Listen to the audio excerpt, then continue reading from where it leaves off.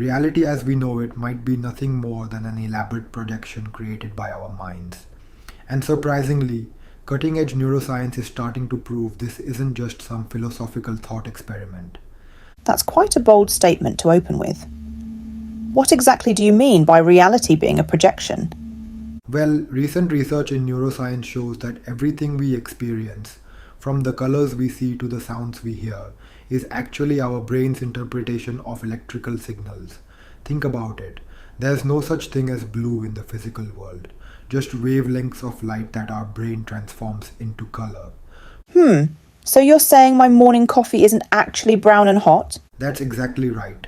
Those sensations of color, temperature, and taste are all constructs created by your brain.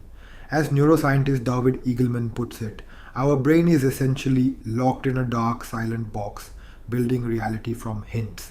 That's wild when you think about it. But if we're all just making up our own versions of reality, why do most of us experience things similarly? Well, our brains are programmed with similar processing patterns, but here's the fascinating part. We actually experience things much more differently than we realize. The brain is essentially a prediction machine, constantly using past experiences and beliefs to construct what we perceive. So that explains why my partner and I can witness the same event but remember it completely differently? Exactly. And quantum physics actually backs this up with something called the Double Slit Experiment. When scientists observe light particles, they behave differently than when they're not being watched. It's like reality itself responds to consciousness.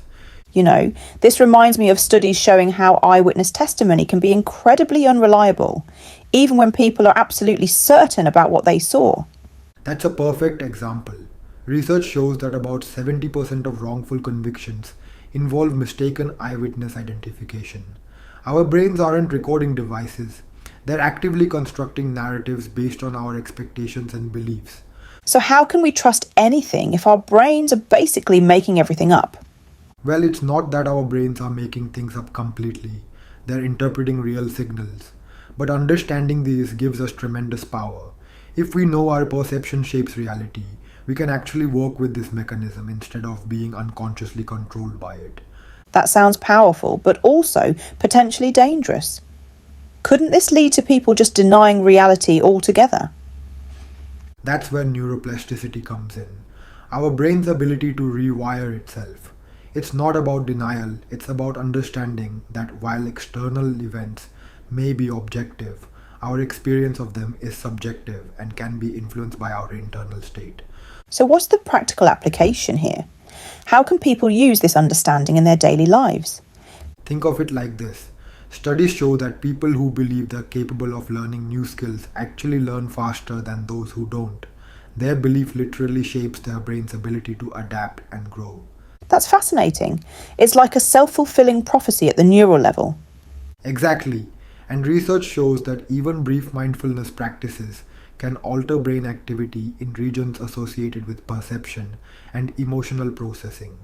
We're literally changing our brain's reality construction mechanisms. But surely there must be limits to how much we can reshape our reality. Of course, we can't violate the laws of physics, but we can dramatically change how we experience and interact with those laws.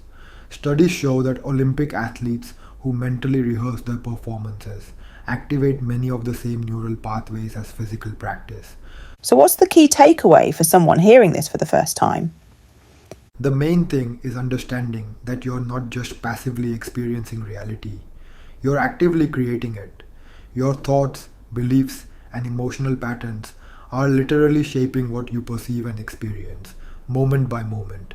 That's both empowering and kind of overwhelming when you think about it. And that's why it's important to approach this understanding with wisdom. We're not just talking about positive thinking, we're talking about fundamentally shifting how we interact with reality itself. Well, this conversation has certainly reshaped my reality for today. I'll never look at perception quite the same way again. And that shift in perception is exactly what we're talking about. Once you understand that your reality is a projection of your mind, everything changes, including how you approach every moment of your life.